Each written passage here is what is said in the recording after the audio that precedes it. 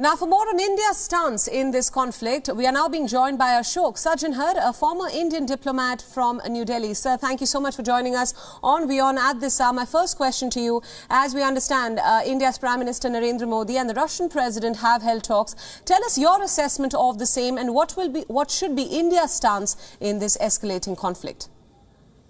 You know, right from the beginning, what India has been advocating is that, that there are legitimate security interests of several parties. You know, Russia has been talking about its security interests. Of course, Ukraine also. It's a sovereign independent member of the United Nations. So it has also its security interests. So we have advocated recognition of legitimate security interests of all countries. And we've said that all issues should be brought on the table, and through diplomacy and dialogue, all issues should be sorted out. And this is the position that we have taken all along.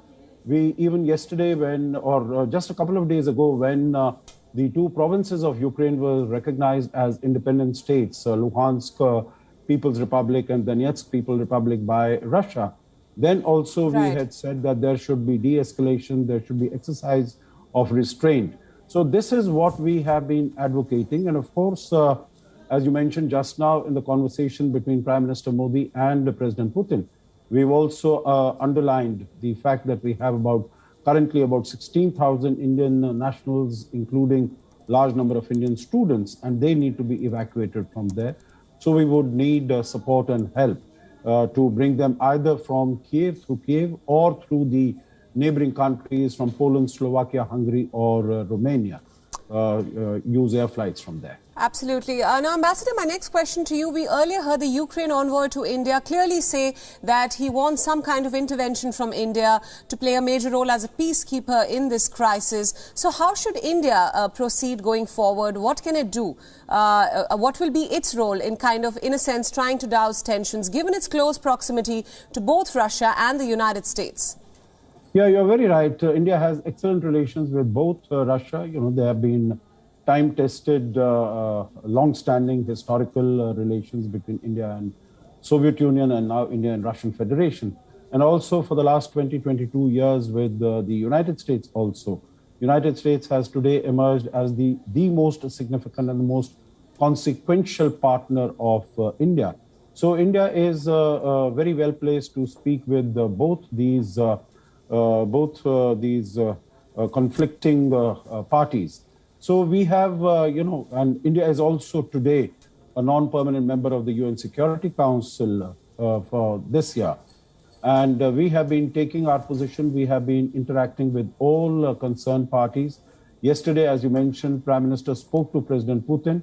We know what was discussed and how the Prime Minister articulated our very strong view that diplomacy and dialogue is you said the best way, I would say the only way to go forward, because a war does not really yield any solutions or any results.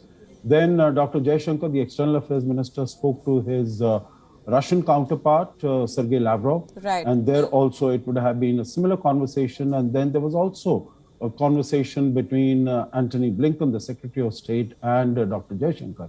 So India is in very proactive contact with all parties to the conflict, and we are trying to advise all of them, urge all of them to come to the negotiating table and start talks, because that is the only way that an acceptable, peaceful solution. Absolutely, Ambassador. Just my final question for you. Now, the talk of sanctions that is currently ongoing, we've heard the Russian ambassador to Japan formally say that it's not possible to isolate Russia from the world economy. Yet European leaders and the West, led by the US, is continuing this threat of harsher sanctions. How will all this impact geopolitics in your experience? Yeah, I think as far as the sanctions are concerned, they are not going to have much of an impact as far as changing Russia's view or position is concerned. It has gone into Ukraine. It will do what it wants to do, what it needs to do, whether it is a regime change or otherwise. So the sanctions are definitely not going to impact on the course of action that Russia is going to be following.